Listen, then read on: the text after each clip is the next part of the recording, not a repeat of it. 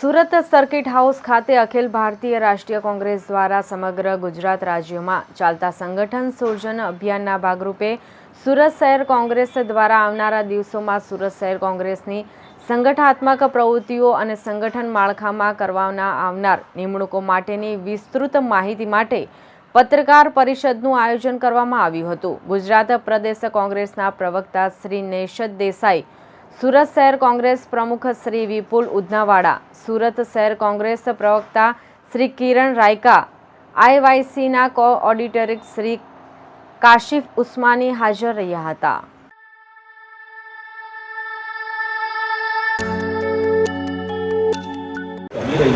ભાઈ, આજે સર્કિટ હાઉસમાં કયા મુદ્દાઓ પર પ્રેસ કોન્ફરન્સનું આયોજન કોંગ્રેસ?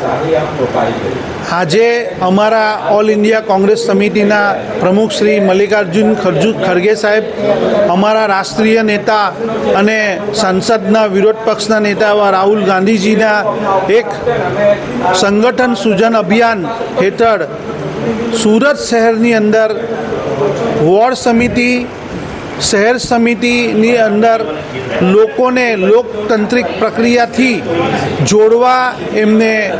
સાથે રાખવા માટેનું એક સંગઠન ઊભું કરવા માટેની એક આજે પ્રેસ કોન્ફરન્સ રાખવામાં આવી હતી કે જેના લીધે યુવાનો આ સંગઠનમાં જોડાય અને લોકોને પ્રશ્નો, લોકોના આંદોલન અને જે આ સરકારની જે ખામીઓ છે, જે ખૂબ મોટી ખામીઓ છે, જેઓ 30 વર્ષથી શાસન કરે છે, ભ્રષ્ટાચાર છે, શિક્ષણને તેઓએ વેપારીકરણ કરી નાખ્યું છે, પ્રાથમિક સુવિધાનો અભાવ છે અને તેઓનું શાસન દંડ અને સજાનું શાસન છે, નાની નાની બાબતમાં તેઓ દંડ ઉઘરાવે છે, એવા બધા ખૂબ જ પ્રશ્નોને લઈને આ સંગઠનની પ્રક્રિયા, પેપર લીક, લોકોના ખૂબ બેરોજગારોના પ્રશ્નો છે, એવા યુવાનોના ખૂબ મોટા પ્રશ્નો છે, એ પ્રશ્નો લઈને આજે આ સંગઠન સૂજનની પ્રક્રિયા કરી રહ્યા છે, જેનાથી લોકો,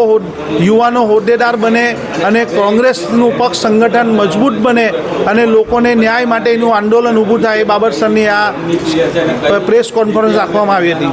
bureau report LK star news, Surat.